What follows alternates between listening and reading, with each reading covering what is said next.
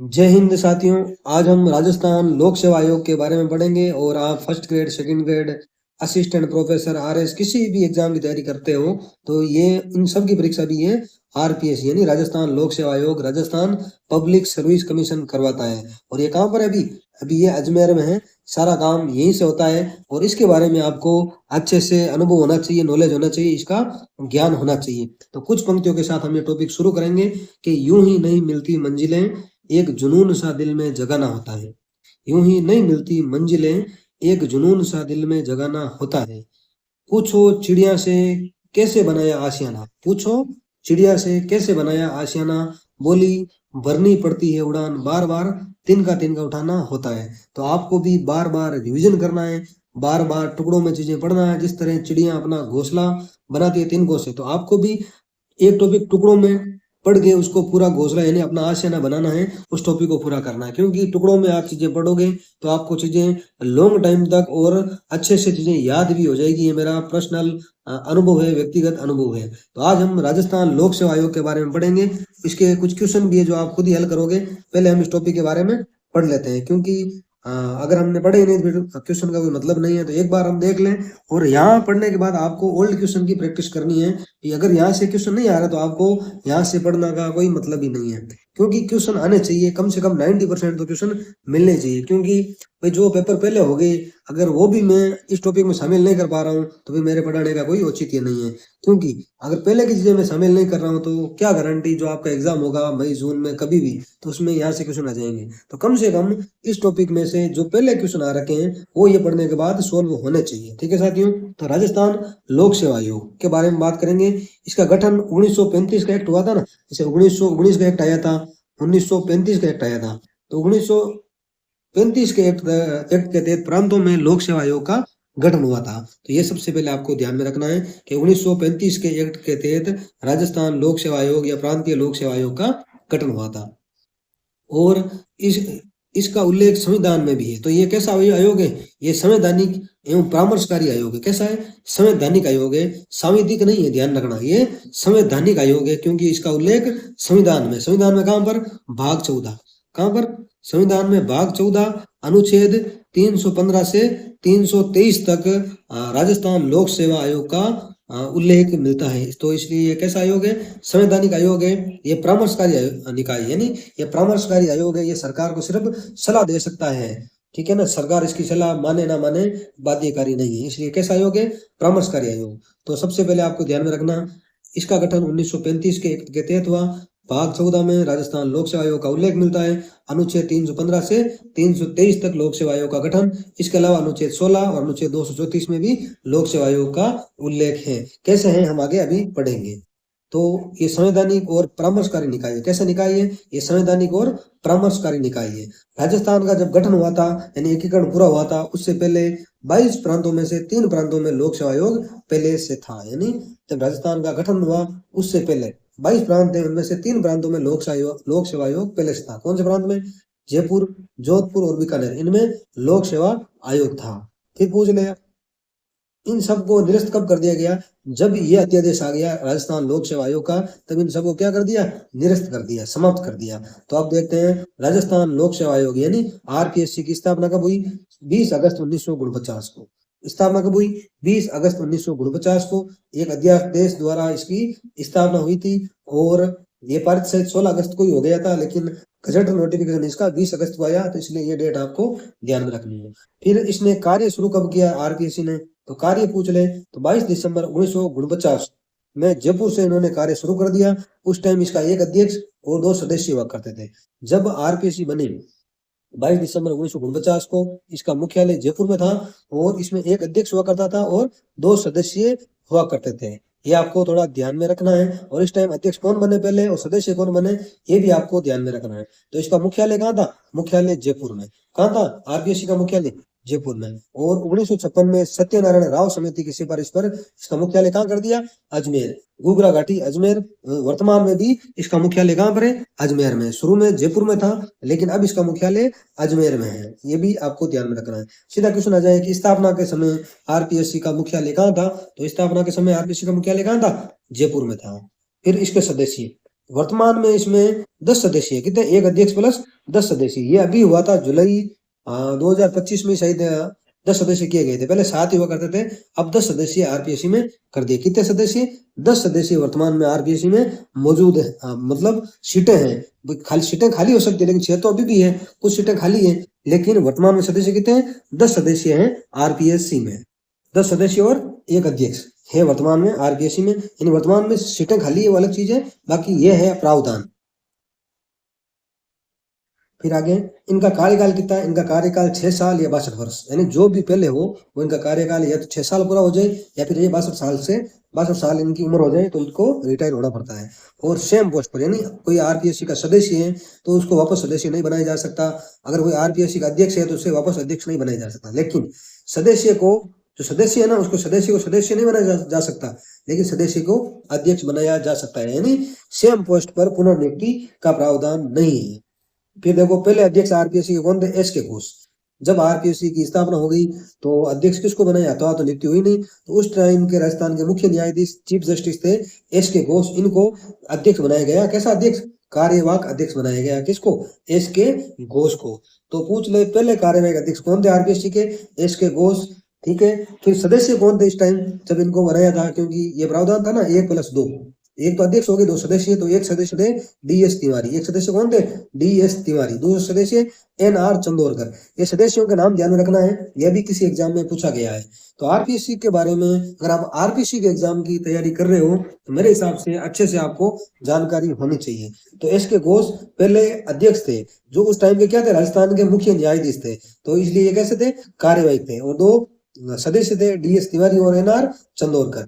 वर्तमान में पूछ ले आरपीएससी का अध्यक्ष कौन है, यू आर साहू, उत्कल रंजन साहू। कौन है, यू आर साहू। वर्तमान में सदस्य कितने हो सकते हैं, 10 हो सकते हैं, है कितने, आप मुझे कमेंट करके बताना। नाम भी बता देना, 1-2 का मैं भी नाम बता दूं आपको, कैसी मीणा है ना, अयूब खान है, कर्नल केसरी सिंह है, कुछ नाम आप बताना। और एक अभी निलंबित है सदस्य जो अभी शायद जेल में है, ठीक है, उसका क्या नाम है आप कमेंट करके बताना। आगे देखो वर्तमान में सदस्य कौन है, U R Sahu. S C Tripathi पहले पूर्णकालिक अध्यक्ष, यानी अब पहले पूर्णकालिक अध्यक्ष पूछ ले, वैसे तो अध्यक्ष ये थे एस के घोष। पूछ ले राजस्थान लोक सेवा आयोग या आरपीएससी के प्रथम पूर्णकालिक अध्यक्ष कौन थे, तो एस सी त्रिपाठी। कौन थे, एस सी त्रिपाठी थे। और ये यूपीएससी के पूर्व सदस्य थे। ये यूपीएससी ना संघ लोक सेवा आयोग के पूर्व मेंबर थे, इनको आरपीएससी का पहला क्या बनाया गया, अध्यक्ष बनाया गया। वापस एक बार ऊपर से, क्योंकि रिवीजन ही डिवीजन है, ये आपको थोड़ा ध्यान में रखना है। इसका गठन 1935 के तहत हुआ। भाग 14 अनुच्छेद 315 से 23, अनुच्छेद 16, अनुच्छेद 234 में आरपीएससी के बारे में चीजें मिलती है। ये संवैधानिक एवं परामर्शकारी निकाय है। राजस्थान के गठन से पहले 3 प्रांतों में लोक सेवा आयोग था, जयपुर, जोधपुर, बीकानेर। एक ऑप्शन में जयपुर अलग दे देंगे, उदयपुर वगैरह, वो गलत हो जाएगा। स्थापना 20 अगस्त 1949 को एक अध्यादेश के द्वारा। कार्य 22 दिसंबर 1949 में शुरू किया। जयपुर से एक अध्यक्ष और 2 सदस्य हुआ करते थे। मुख्यालय जयपुर में था। 1956 में सत्यनारायण राव समिति की सिफारिश पर कहा कर दिया मुख्यालय अजमेर में। वर्तमान में एक अध्यक्ष और 10 सदस्य इसके हो सकते हैं। कार्यकाल 6 या 62 वर्ष, जो भी पहले हो वो सेम पोस्ट पर पुनः नियुक्ति नहीं किया जा सकता।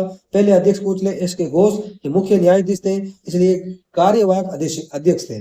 और सदस्य डीएस तिवारी, एनआर चंदोरकर। वर्तमान में आरपीएससी के सदस्य पूछ ले, यू आर साहू। अब पूछ ले आरपीएससी के पहले पूर्णकालिक अध्यक्ष कौन है, एस सी त्रिपाठी, जो यूपीएससी के पूर्व सदस्य थे। अब पूछे सर्वाधिक कार्यकाल कौन सा अध्यक्ष का था, तो डीएस तिवारी। किसका था, डीएस तिवारी। ये 30 नंबर का अध्यक्ष थे आरपीएससी के, और ये स्वतंत्रता सेनानी थे और राजस्थान सरकार में मंत्री भी रहे थे। कौन, डीएस तिवारी। सीधा क्वेश्चन आता है कि राजस्थान लोक सेवा आयोग के कौन से अध्यक्ष स्वतंत्रता सेनानी रहे, तो उससे उत्तर होगा डीएस तिवारी, ठीक है। और ये राजस्थान सरकार में मंत्री भी रहे थे, डीएस तिवारी।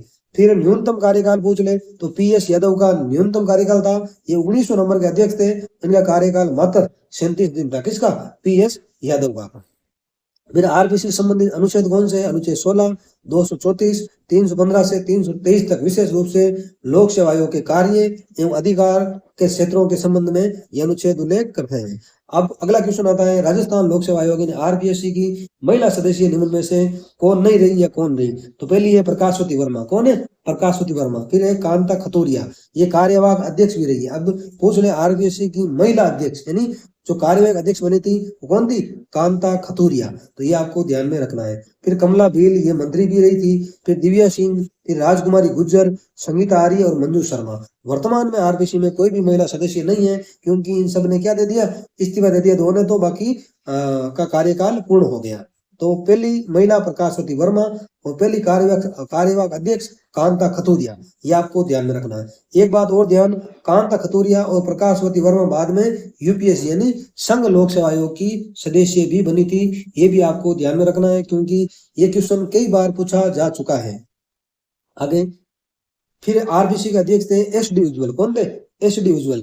ये कार्यवाहक अध्यक्ष और मुख्य सचिव भी रहे हैं। ठीक है, एस डी उज्ज्वल ये मतलब आरपीसी के सचिव रहे। क्या रहे? आरपीसी के सचिव भी रहे और कार्यवाहक अध्यक्ष भी रहे। ये आपको ध्यान में रखना। किसका? ये मुख्य सचिव रहे, सॉरी एन के बेरवा थे। एस डी उज्ज्वल कार्यवाहक अध्यक्ष और मुख्य सचिव रहे हैं। फिर डॉक्टर दीनदयाल, ये ऐसे अध्यक्ष हैं जो आरयू यानी राजस्थान यूनिवर्सिटी के कुलपति रहे हैं। कौन? डॉक्टर दीनदयाल। फिर एम एम वर्मा, ये माणिकलाल वर्मा के भाई थे। ठीक है ना, माणिकलाल वर्मा के भाई भी आरपीसी के अध्यक्ष रह चुके हैं। फिर ललित के पंवार, ये पर्यटन सचिव भी रहे और आरपीसी के अध्यक्ष भी रहे।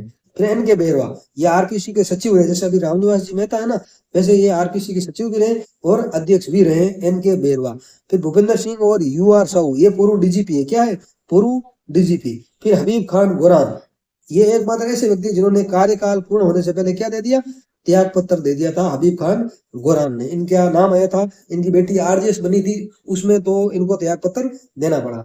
फिर निम्न सदस्य जो आगे जाकर अध्यक्ष बने, यानी ऐसा क्वेश्चन आ जाए कि आरपीसी के कौन से सदस्य आगे जाकर अध्यक्ष बने या अध्यक्ष नहीं बने, तो कौन कौन से? देखो, डीएस तिवारी बाद में अध्यक्ष बने, एम एम वर्मा अध्यक्ष बने, एल एल जोशी अध्यक्ष बने, आर एन हाथी अध्यक्ष बने, आर एस कपूर अध्यक्ष बने, दीनदयाल अध्यक्ष बने, मोहम्मद याकूब अध्यक्ष बने, के नाम भी ध्यान में रखना है। हरिदत्त गुप्त अध्यक्ष बने, जे जे गच्छिया अध्यक्ष बने, हनुमान प्रसाद, ये भी आरपीएससी के ऐसे सदस्य थे जो बाद में जाकर क्या बने?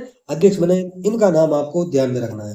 फिर कार्यवाहक अध्यक्ष, यानी आरपीएससी के आज तक कार्यवाहक अध्यक्ष कितने रहे हैं, ये भी आपको ध्यान में रखना, क्योंकि आजकल क्वेश्चन इस टाइप के आने लगे। इन्हें रटना नहीं है, 2 बार 3 बार 4 बार आप पढ़ोगे ना, दिमाग में चीजें सेट हो जाएगी। तो आपको मोटा मोटा ध्यान में रखना है, जब भी आप पेपर करोगे तो ये क्वेश्चन आपका सही हो जाएगा, गलत बिल्कुल नहीं होगा। तो कार्यवाहक अध्यक्ष L L Joshi, S D Ujjwal, V Narlikar, Deendayal, P S Yadav, S S Tak, H N Meena, Shiv Singh Rathore, Jaswant Singh Rathi और कैसी मीणा, इनमें से भी क्वेश्चन आ रखा है। आप ओल्ड पेपर जरूर देखें, क्योंकि ओल्ड पेपर आपको देखना है। Old is gold. Old paper बहुत ज्यादा आपके काम के हैं। तो कार्यवाहक अध्यक्ष का ध्यान में रखना है। कौन सा सदस्य है जो बाद में जाकर अध्यक्ष बना, ये भी ध्यान में रखना है। कौन सी महिला सदस्य जो आरबीसी की कार्यवाहक अध्यक्ष रही, ये भी ध्यान में रखना है। और कौन कौन सी महिला सदस्य आगे जाकर संघ लोक सेवा आयोग की सदस्य बनी, वो भी आपको ध्यान में रखना है। ठीक है साथियों, तो ये फैक्चुअल डेटा थे जो हमने बात कर ली। एक बार इनके बारे में और कर लेते हैं, फिर हम इसके अनुच्छेद देखेंगे। तो आरपीएससी का गठन 1935 के तहत हुआ। भाग 14 अनुच्छेद 315 से 323 और 16 और 234 में आरबीसी के कार्य, अधिकार और क्षेत्र के बारे में चर्चा मिलती है। ये संवैधानिक एवं परामर्शकारी आयोग है आरपीएससी। राजस्थान के गठन से पहले 3 प्रांतों में लोक सेवा आयोग था, जयपुर, जोधपुर, बीकानेर। इसकी स्थापना 20 अगस्त 1949 को एक अध्यादेश द्वारा हुई। कार्य इसने 22 दिसंबर 1949 में जयपुर से शुरू किया। उस टाइम एक अध्यक्ष प्लस 2 सदस्य हुआ करते थे। 1956 में जयपुर से सत्यनारायण राव समिति की सिफारिश पर इसका मुख्यालय अजमेर कर दिया गया। वर्तमान में इसमें एक अध्यक्ष प्लस 10 सदस्य है। इसका कार्यकाल 6 वर्ष या 62 वर्ष जो भी पहले हो, और सेम पोस्ट पर इन्हें पुनः नियुक्त नहीं किया जा सकता। पहला अध्यक्ष पूछ ले तो एस के घोष है, ये मुख्य न्यायाधीश थे, इसलिए ये कार्यवाहक पहले अध्यक्ष थे। उस टाइम सदस्य कौन बने? डीएस तिवारी और एनआर चंदोरकर। वर्तमान अध्यक्ष यूआर साहू ये अध्यक्ष है और 10 सदस्य अधिकतम हो सकते हैं।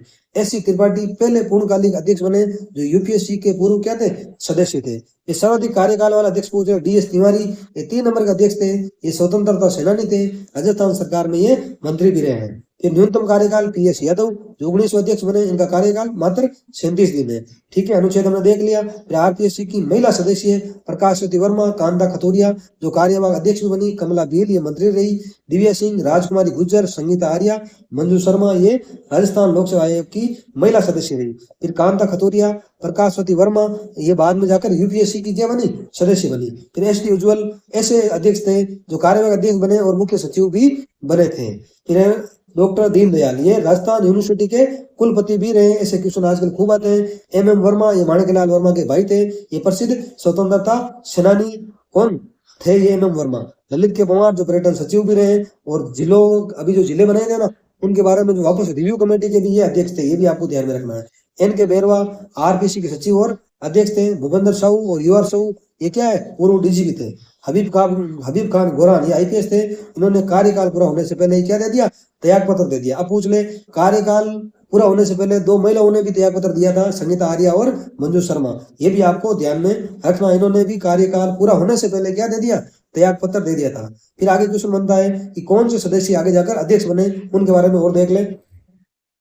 DS Tiwari, M M Verma, L L Joshi, R N Hathi, R S Kapoor, Deendayal, Mohammad Yakub, Haridatt Gupt, J जे गछिया और हनुमान प्रसाद ऐसे सदस्य हैं जो बाद में जाकर क्या बने, अध्यक्ष। फिर कार्यवाहक अध्यक्ष L L Joshi, S T Ujjwal, V V Narlikar, Deendayal, P S Yadav, S S Tak, H N Meena, Shiv Singh Rathore, Jaswant Singh Rathi और केसी मीणा, ये कार्यवाहक अध्यक्ष बने। ये सदस्य थे लेकिन कार्यवाहक अध्यक्ष बने। अब अनुच्छेद के बारे में देखेंगे। अनुच्छेद 16 क्या कहता है कि आरपीसी को सभी भर्तियों में समानता और आरक्षण के पालन करने का निर्देश देता है। यानी अनुच्छेद 16 आरपीएससी को सभी भर्तियों में समानता और आरक्षण का जो पालन है वो करने का निर्देश देता है, अनुच्छेद 16। फिर अनुच्छेद 234 आरपीएससी को न्यायपालिका में भर्ती के लिए उच्च न्यायालय के साथ जोड़ता है। यानी जो आरजेएस की भर्ती होती है ना, उसको लेकर हाईकोर्ट सलाह लेता है, किससे, इससे आरपीएससी से। और पहले आरजेएस का एग्जाम भी ये आरपीएससी करवाती थी, अब 4-5 सालों से हाईकोर्ट खुद करवा रहा है। तो अनुच्छेद 315 क्या कह रहा है, संघ और राज्यों के लिए लोक सेवा आयोग का गठन। अनुच्छेद 315 में क्या है, संघ और राज्यों के लिए एक लोक सेवा आयोग होगा, और 2 या 2 से अधिक राज्यों के लिए संयुक्त आयोग का गठन भी इसी अनुच्छेद के तहत होता है। यानी अनुच्छेद 315 कह रहा है संघ और राज्यों के लिए एक लोक सेवा आयोग होगा। ये किसमें मिलता है, अनुच्छेद 315। 2 या 2 से अधिक राज्यों के लिए संयुक्त लोक सेवा आयोग का गठन होगा, ये भी अनुच्छेद 315 कहता है। यानी 2 या 2 से अधिक राज्यों के लिए संयुक्त लोक सेवा आयोग के अध्यक्ष और सदस्यों की नियुक्ति कौन करता है, राष्ट्रपति। और ऐसे ही लोक सेवा आयोग के अध्यक्ष और सदस्यों की नियुक्ति कौन करता है, राज्यपाल। यानी संयुक्त लोक सेवा आयोग के अध्यक्ष और सदस्यों की नियुक्ति राष्ट्रपति करता है। नॉर्मल पूछ ले, राज्य लोक सेवा आयोग के अध्यक्ष और सदस्यों की नियुक्ति कौन करता है, राज्यपाल करता है, मुख्यमंत्री की सलाह से। तो देखो, 2 या 2 से अधिक राज्यों के लिए संयुक्त लोक सेवा आयोग की नियुक्ति का प्रावधान संसद करती है। यानी कहां पर 2 या 2 से अधिक राज्यों के लिए एक लोक सेवा आयोग होगा, ये प्रावधान कौन करेगी, ये संसद करेगी। फिर अनुच्छेद 316 सदस्यों की नियुक्ति और कार्यकाल। अनुच्छेद 316 में क्या है कि इसकी सदस्यों की नियुक्ति और कार्यकाल, यानी 6 सदस्य कैसे चाहिए, उनका कार्यकाल क्या होगा। अनुच्छेद 316 में लिखा है 6 वर्ष या 62 वर्ष की आयु जो भी पहले हो, इनका कार्यकाल है। किनका, आरपीसी के सदस्य और क्या बोलते हैं इसको, अध्यक्ष। फिर इनकी नियुक्ति कैसे होती है, मुख्यमंत्री की सलाह से राज्यपाल द्वारा इसकी नियुक्ति होती है, किसकी, आरपीसी के अध्यक्ष और सदस्य की। फिर अनुच्छेद 317 लोक सेवा आयोग के किसी सदस्य को हटाए जाना है। यानी अनुच्छेद 17 कह रहा है कि लोक सेवा आयोग के किसी सदस्य को हटाना है या निलंबित करना है, इसका उल्लेख किसमें मिलता है, अनुच्छेद 317 में। निलंबित तो राज्यपाल करता है, कौन करता है, राज्यपाल करता है, लेकिन हटाता कौन है, सुप्रीम कोर्ट की जांच के बाद कदाचार के आधार पर राष्ट्रपति आरपीसी के अध्यक्ष और सदस्य को हटा सकता है। अनुच्छेद 317 क्या कहता है, आयोग के सदस्य और कर्मचारियों की सेवा शर्तों के बारे में नियम बनाने की शक्ति। यानी नियम बनाने की शक्ति किस अनुच्छेद में, 318। और ये नियम कौन बनाता है, राज्यपाल। यानी आयोग के जो सदस्य है, कर्मचारी है, उनकी सेवा शर्तों के बारे में नियम बनाना है तो कौन बनाएगा, राज्यपाल। किस अनुच्छेद के तहत, 318। फिर 319 कह रहा है आयोग के सदस्य द्वारा पद समाप्ति के पश्चात पद धारण करने पर रोक। यानी अनुच्छेद 319 कह रहा है कि आरपीसी के अध्यक्ष या सदस्य रिटायर हो गए तो वो कोई लाभ का पद धारण नहीं कर सकते। यानी पुनर्नियुक्ति पर भी पाबंदी है और लाभ के पद पर भी ये नियुक्त नहीं हो सकते, अनुच्छेद 319 के तहत। 320 कहता है लोक सेवा आयोगों की यानी लोक सेवा आयोगों, ये क्या लिखा मैंने, खुद ही भूल गया। हाँ, ये कार्य है, लोक सेवा आयोग के कार्य है।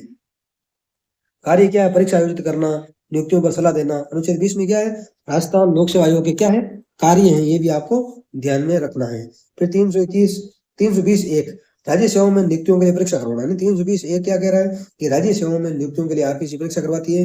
अनुच्छेद 320(1) के तहत ये भी लेटेस्ट किसी परीक्षा में पूछा गया है कि राज्य सेवाओं में नियुक्तियों के लिए आरपीसी परीक्षा करवाती है। कौन सा अनुच्छेद के तहत, 320(1).